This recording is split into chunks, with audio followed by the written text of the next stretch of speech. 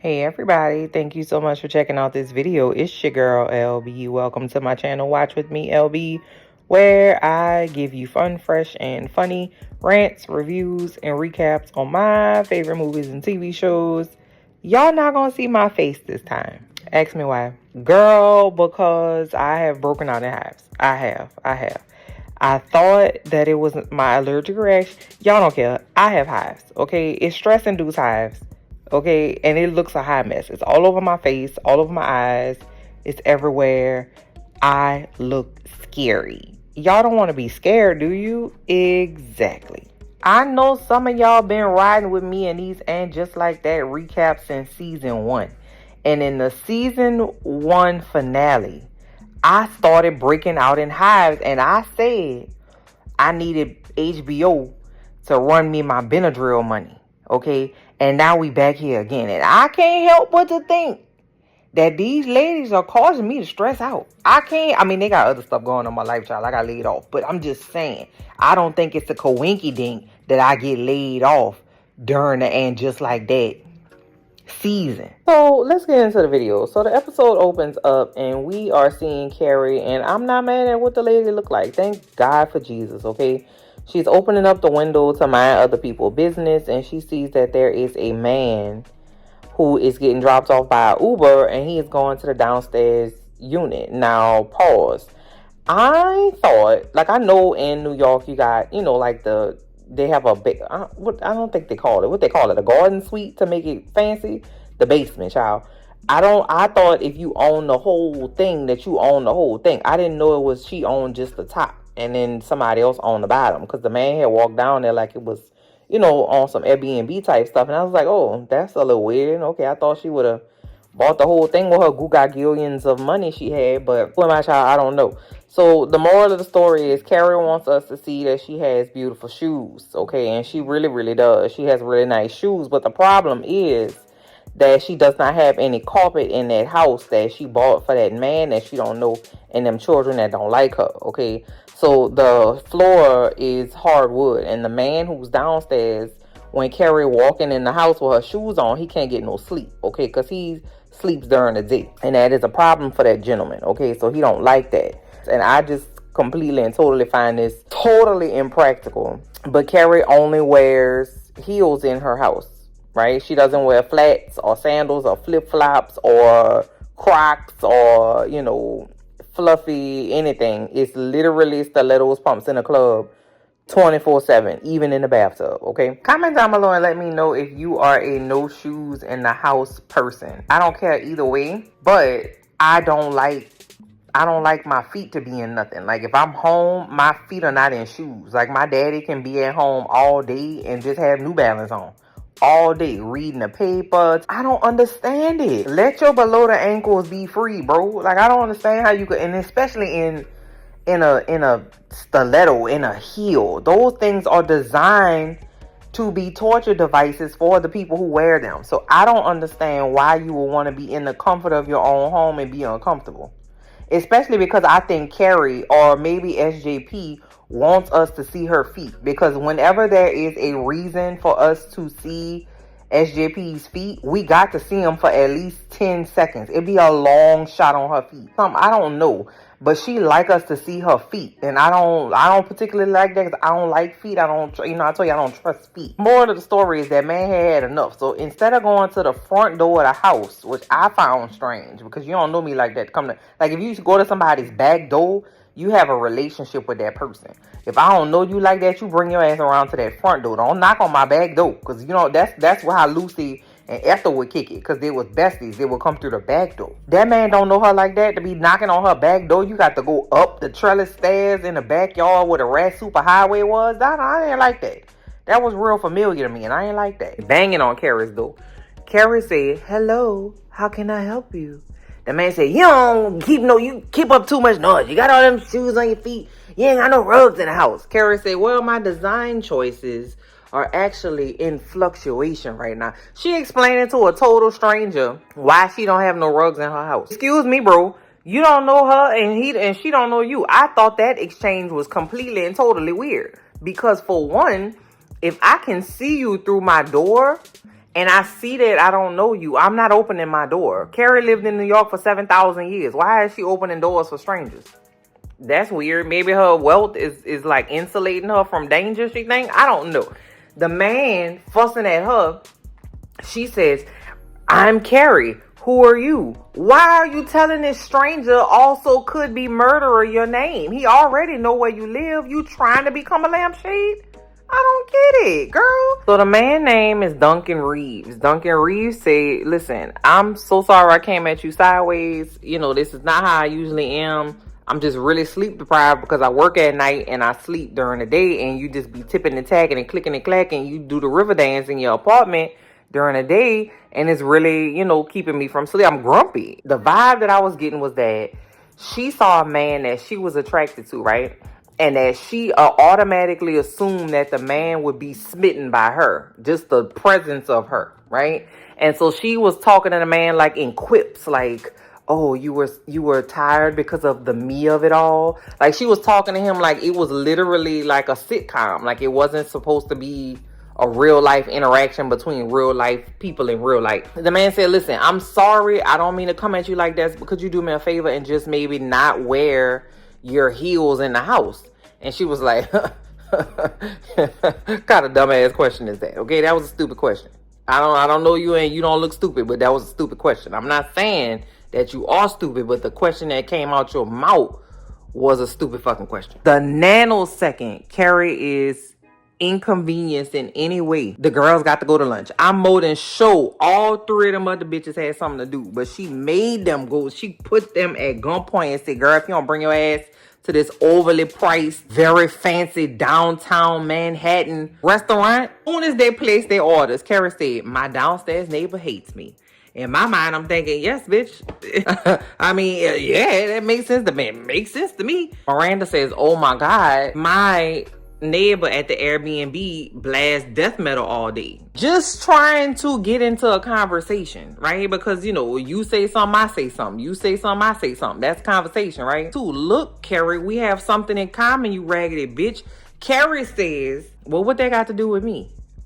Girl, I don't like this lady. She is the worst of the worst that has been the worst. She gets an award for being the worst. Okay, if Carrie is the queen bee and they are all in middle school, just tell us that, bro. Like you because you making us think that we watching grown ass women have accomplished so much and have gone through so much and learned so many lessons and are so confident in other parts of their lives. But as soon as they get around Carrie motherfucking Bradshaw, Charlotte can't close her eyes at all. They just dry for no fucking reason. Miranda is a goddamn dodo brain who just gotta go with whatever Carrie said. She basically blew in the Temptations. And if you know what I'm talking about, comment down below. I don't think it's a good time for me to be doing this review, child, because my forehead's starting to itch. You know I got these hives. Shoot. And they throw in a woman's right to shoes, which is a episode from back in the day when Carrie went to this baby shower, or first birthday or something like that. And the home of the party thrower had a no shoes in the house policy, and then somebody stole Carrie Manolos, and then the lady was gonna pay her back, and then the shoes was like buku fucking money, and the lady said she couldn't afford it, and then Carrie was like, I don't know what to fucking take it, that's how much the shoes cost. And so it was a thing, child. So they bringing back again more Sex and the City references, but don't reference that with this, because I don't like this, and I used to like that, so I don't want y'all to equate the two. This is a different universe. These are different variants of the people that I used to know on that show. Cause now you're just somebody that I used to know. I used to love that little song. The girls find out that Duncan Reeves is who he is, and Miranda's like, bitch, I love his books. He has writer's block right now, and everybody waiting on his next book on Margaret Thatcher. Take your fucking shoes off, because you the reason why. Okay, so Charlotte and Carrie are walking home. Or walking wherever they walking. And Charlotte asked about Aiden. And then Carrie said, well, you know, we not together right now. And I love him, but he not my everyday fella. And I can't, you know, think about that. I just got to let it go. And whatever happened, gonna happen. And whatever. And then Charlotte said, oh my God, it must be so hard because I couldn't imagine not waking up to Harry every day and not having him be there every day. Pause. What did we just say? What did we just say? We said they was gonna kill off Harry. Harry, the only man is Harry and Lisa Ty Wexley husband. And now they making me dislike Lisa Ty Wexley husband because they got that other fine man that's coming in through there. So now they gonna make him dislikable. Is that a word? Dislikable? Unlikable. Yeah, they gonna make him unlikable. Shoot. Now I can't even speak English good. Charlotte and Harry, they having a nice little time. Now, I will say, I will have a little pause right here because I did not like what Charlotte had on. I swear she was dressed like James Evans. I know for a fact that all she needed was a Kangol. If she had that on, she could have told Harry he was a jive turkey. You understand what I'm saying? She looked like a 70s foreman on a construction site if he had to go up to the headquarters and meet his boss to talk about overtime pay for his workers. Like, why did she have on them ugly brown plaid pants? Ugh, that's not the moral of the story. Of course, Harry tells Charlotte that the man got prostate cancer, that Harry got prostate cancer. Of course, we saw it coming because the man bladder was all confused and discombobulated, and we had saw it coming a mile away. Predictable, okay? They're going to try to kill off Harry, and, you know, he already done lost weight. He already bald. All they got to do is throw him in a hospital gown, and we going to feel bad for Harry because we like Harry. And these people get on my nerves. I swear they do. And, of course, Charlotte is, like, devastated.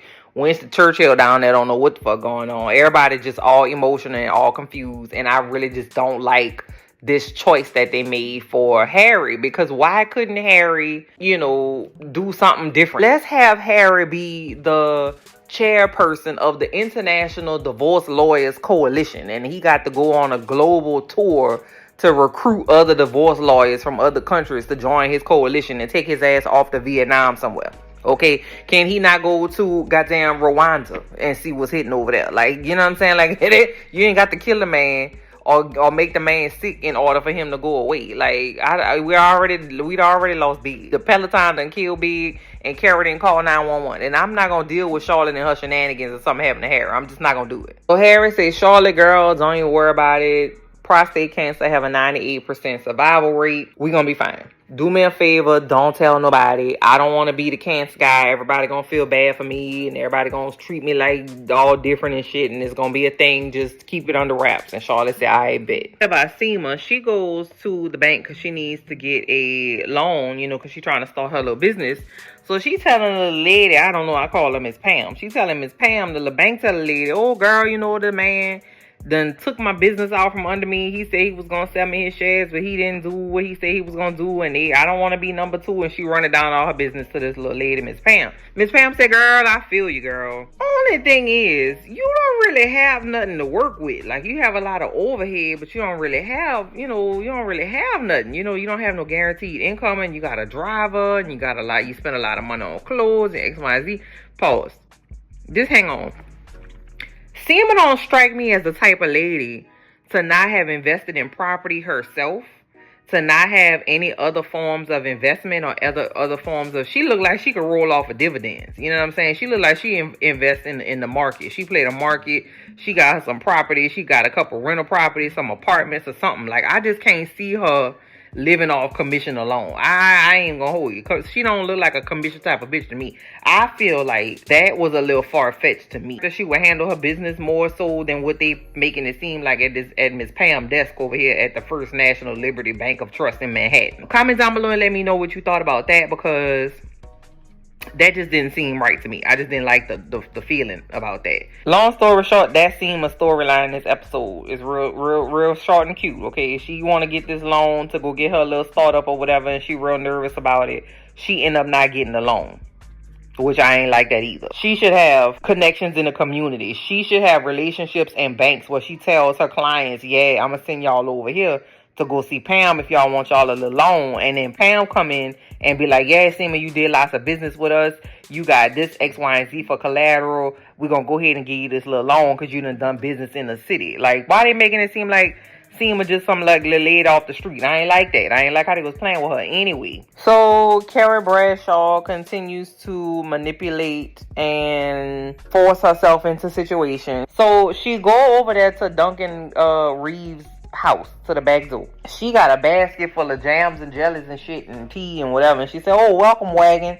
And then she explained to him what that American phrase is and whatever. Right? She's still trying to like wink, wink, shoulder, shoulder to this man. And she is just confused why he is not immediately trying to buy her a brick of gold. They having a little banter in the kitchen. He's smoking a pipe because obviously that's what English people do. Everybody in England, when you are born and you come out of your mom's vagina, you get a cup of tea, your mom's choice, and you get a pipe. Obviously. The man say, "Yeah, girl, guess what? I have a little something for you." You know what I'm saying? I'm trying to think of a compromise. You know what I'm saying? I'm gonna keep my stiff upper lip and I'm gonna come up with a compromise. So my compromise is I had ordered Amazon 2-day delivery to this back door.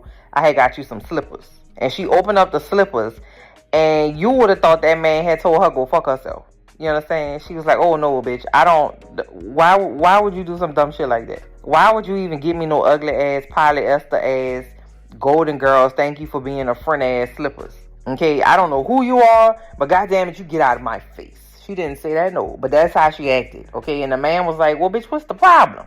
He ain't call the lady a bitch, but I'm saying it. So now we got to get to the glamping.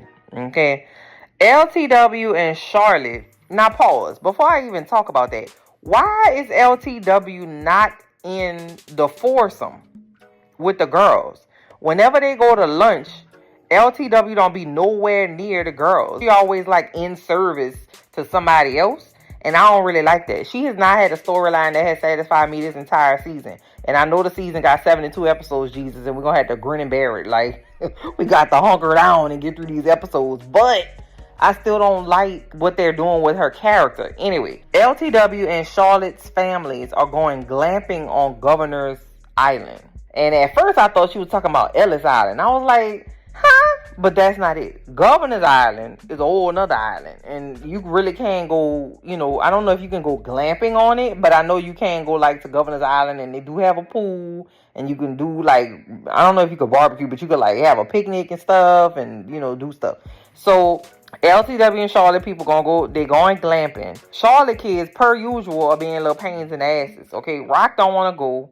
And Lily don't want to go because she said that if she not with her boyfriend this weekend, that he is going to go with his boyfriend. And that put her at a disadvantage because he going to be spending more time with the boyfriend than with her as the girlfriend. You can't see my face because it's all splotchy and red because I got the hives and stuff. But just if you know me well enough, you know what face I'm making. You know my head cocked to the side. So now...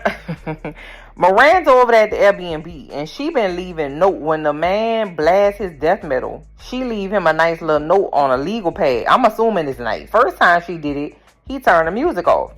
So she was in there trying to work again. The second time she did it, the man had got mad, opened up the door and had a meat cleaver in his hand and was standing in the doorway bucket naked and told Miranda he was gonna murder her ass if she went over there with them fucking legal pads again. "Don't slide no yellow paper up under my door again, girl. I will murder you." Let me get my yam yell out. Okay, this is my yam yell of the episode. Give me a quality yam. Give me a quality yam. I'm not saying the yam got to be extra large and juicy and girthy and stuff. I'm just saying, don't give me no wayside yam. That's like a little wayside yam. Give me a good quality yam. Give me a yam that done served America. You know what I'm saying? And cares about the environment. You know what I mean? Give me a yam that really enjoys wine tastings and, you know what I'm saying? And really loves a soft cheese every once in a while. Not too often, but every once in a while. Give me a yam that goes skydiving and really enjoys, riding a roller coaster. Don't give me no yam that chew tobacco. That was a chewing tobacco yam. I don't want that. Put that shit up. I don't want that. Obviously, when Miranda leaves the Airbnb, she go over there by Carrie house, okay? And of course, we see that the ugly ass conference table that 7,200 people have signed their divorces and living wills at, okay, has arrived at Carrie's doorstep. Oh my God, Aiden has purchased the table for her when she bought it and it was sold out, we all suspected that he had bought it for her, because we all had wrote the show. And they ain't giving. Did you get your check in the mail? Because I ain't get mine. We sitting down here not only writing the show but predicting the show. They're not giving us no dough for our get-go. You know what I'm saying? And that's a bar. That's a hives bar. I gave y'all that bar with hives. You know what I'm saying? I'm scratching my nose while I'm doing it. Miranda is now living with Carrie. Who said after all that long friendship they had that they don't know each other well enough to know that that wasn't going to work? Carrie is the most rigid, unmoving, non-compromising, manipulating, don't communicating ass person that you'll ever want to meet. Why would that be a person you would want to live with? Carrie needs to be by herself. She don't need a man. She don't need no friends.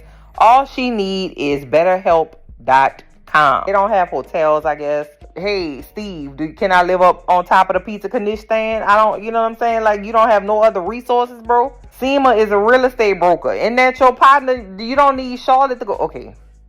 I got hives and I'm chilling. Real quick scene with LTW and her editor Marion on a plane. They coming back from Atlanta. I'm not sure what the hell they needed to do in Atlanta, child, because everything they doing is digital. I don't know what's happening, but they needed to fly to Atlanta together and then fly back to New York together so that LTW can, you know, she got to go on this island to go camping with her family. Now, you know, I'm not an outdoors girly, okay? I need air conditioning at all times. At all times. I know the European cousins, y'all don't have no air conditioning over there, and y'all don't have no ice and stuff. I'm just saying, I just couldn't do it. My nose would be bleeding and I'd be a raging bitch the whole time.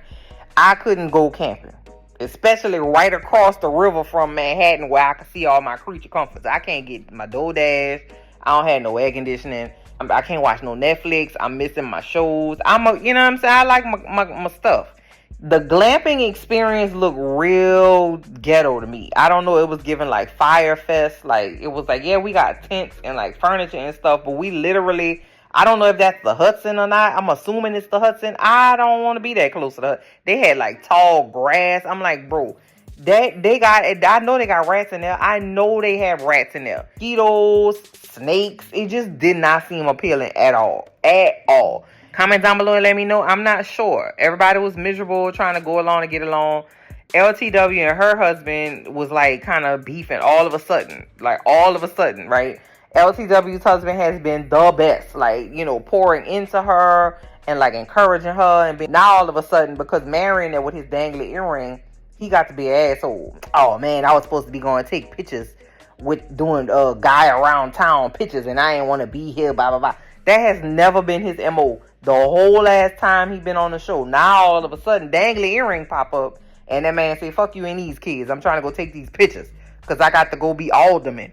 They're sowing seeds for LTW to cheat on her husband because her husband is now being very like selfish and, you know, not caring about whatever. Right? All right, cool. So Miranda tell Carrie that the BBC lady done invited her to sleep over so they could do a grown people do. Alright, cool. Miranda got a cute little jumpsuit on. I say, okay. Hell yeah. You look cute.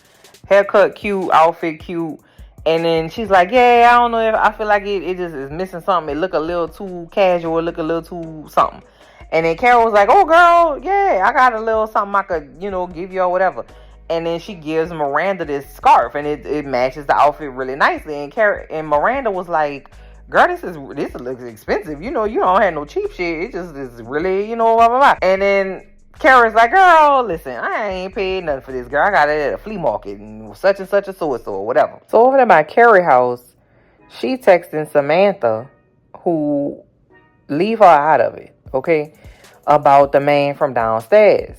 And she said, ooh, girl, you know, he fine. I won't get under him. And, you know, Samantha horny. Okay, it ain't nothing changed. Because for what? You know what I mean? Like, what was that going to do for us? Like, the audience? Is that just going to be like, oh, yeah, they sure did have a friend named Samantha.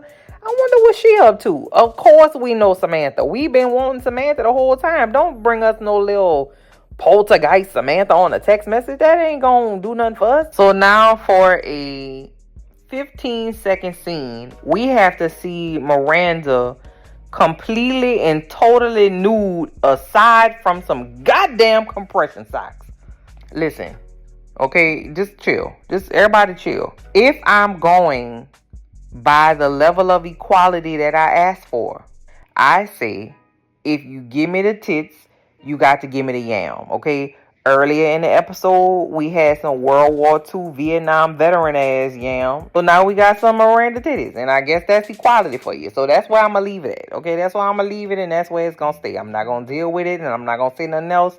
She had her compression socks on, and I said, all right, that's okay, cool, Morning, Carrie come downstairs, and she giving Miranda shit about having her titties out in the vestibule last night.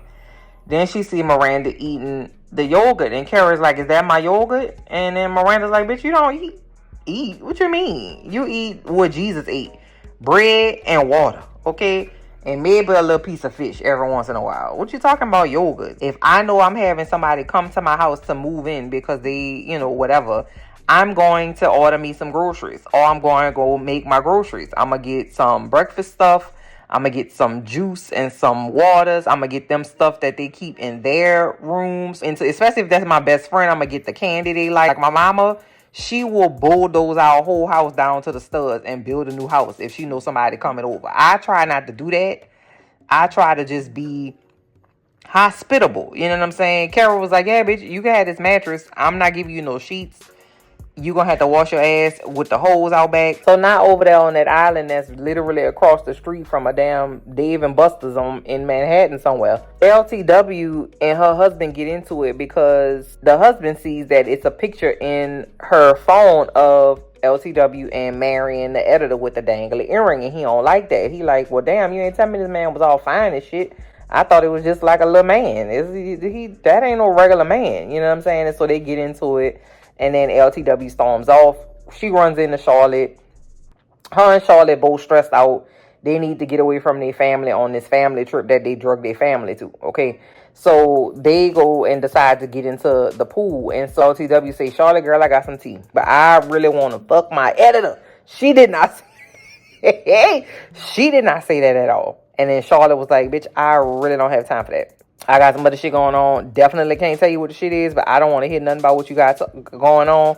I got some bigger fish to fry. And LTW was like, all right, bet. I don't like how they got LTW other though, bro. Ain't nobody there for LTW. LTW is like fringe friend. You know what I'm saying? Like, she'll be like the friend that when she get with all the rest of the girls, she be like, Seema, girl, how's work going? And then Seema be like, no, bitch, I was fired. And then she'll be like, hey, Carrie, girl, how Aiden, everything going on with Aiden? Girl, me and Aiden broke up. Like, she don't know nothing about everybody, but she be there for everybody. And I don't really like that. Now, in the most frustrating scene of the entire episode, Carrie and Seema go back to Carrie's apartment. Miranda is working at Carrie's conference table, because that's what you do at the table, bitch. You conference. You work at it's a work table. Miranda is an attorney. I told you sign legal documents on a table that look like that. So Miranda did what an attorney do. She said, babe, I'm about to get my legal pad out. I'm about to get my laptop out and clickety clackety. I'm about to get these yellow pages and get the flipping the pages back and forth. You know what I'm saying? Miranda said, oh girl, I'm so sorry. Let me just clear the stuff off. So Carrie started to pick up all Miranda's stuff off the table, and she knocked down a little bottle of Mexican Coke, and she spills it, right? And so everybody panicking. Nobody knows how to clean up when a spill happens. Carrie picked the Coke bottle up, but instead of going run get a dish towel, a bath towel, paper towels, girl picks up Miranda's work and then uses that to dry up the Coke. And then dingbat number 2, Miranda pick up the scarf that she was wearing the night before to dry up a quarter of a can of Coke. It really wasn't that much goddamn Coke. So, and then also, instead of Carrie picking up Miranda's computer, Carrie said, lift up your computer, lift up your computer, lift up your computer. Why would you not just pick up the computer, dingy? Like, I don't understand. Like, that, I just was so confused. Maybe when you spill something wherever they live at, Dobby, the house elf from Harry Potter, pop up out the floorboards and he does it for you. Okay, R.I.P. to him. Okay, I don't understand why they couldn't. It's 100 years over there. 100 years a lady is trying to figure out how to wipe up a spill. Why would you use a scarf to wipe up Coca-Cola, girl? It really wasn't that big of a deal, girl. They acting like a whole goddamn Exxon Valdez ass spill happened on the conference table, and it really, you know what? Hives. I have hives. I'm chilling. I don't want you to get hives. Let me take the hive charge. I'ma just chill. That was some dumbass shit they had just did. I'm just so sorry. So Carrie go downstairs over there by Seema, and now she flirting with the man and the landscaping man too. But then they hear the fire alarm going off downstairs by Duncan Reeves' house. Now he got on headphones and he don't hear the pot on the stove is smoking. So Carrie going in and alert him that the alarm is going off. He moved the fire off the stove and catches a rag on fire. Carrie stomped the fire out, and then she make a quip like, "Oh, you're noisy. Aren't you glad I was wearing heels? X, Y, and Z." And so obviously the man has got to be so overcome with gratitude and or attraction that they end up going out to dinner. Yes, the man is a well-known writer. I really don't care. If I have no desire to like go out with you to eat and like spend intimate time with you, I'm not going out to dinner with you. You want to thank me? Drop me off a little bottle of wine. All right, bring me a little fresh thing of French bread. We ain't got to do all that. But of course, everybody who sees Carrie wants to have sex with Carrie. It is immediate and just overwhelming attraction. So they go out to dinner. And then she said, "Oh, yeah, I heard you was fun in the streets in London." And he ain't asked no questions about it, child. I'd have been like, "So you asking about me? Who did you ask about me? Why are you asking about me?" He ain't said nothing. He was like, "Yeah, I don't come to New York to have fun. I come to New York to work. I don't eat out. I just work, and that's it, and that's all." So they start talking about how the fact that they're both writers. They start talking about how Carrie is writing a period piece, a fiction novel, and how she's nervous about it. And then she gets home and she's like, "You know what? He's a human being and he deserves respect and, maybe some accommodation. I could see how, maybe if I'm trying to have sex with this man that I can't aggravate him. So let me take my shoes off." And again, we have a long ass shot on her feet. Is this a kink? Because you can make good money on OnlyFans with that, okay? I'm not telling you how I know that. I'm just telling you that I know that, okay? So anyway, the woman wanted some shit, and then the episode was over. Child, listen. I can't say that there's not a correlation between me and my hives and this show. I really can't say it. The way that I was aggravated watching this show, it really is. I got to look at myself. I got to question myself. Every week I got the question. Is this okay? Is this you? Why are you getting so turned up? Calm down, girl. These people not even real. Comment down below. Let me know what you thought of the episode. Did you enjoy seeing, turn of the century yam on the screen? Did you enjoy seeing full frontal Cynthia Nixon boobs? Did you enjoy seeing two grown women not know how to clean up a small spill on a table? Comment down below and let me know. I can't wait to talk to y'all in the comments. Hopefully y'all will see my face next week. I'll talk to y'all later. Bye.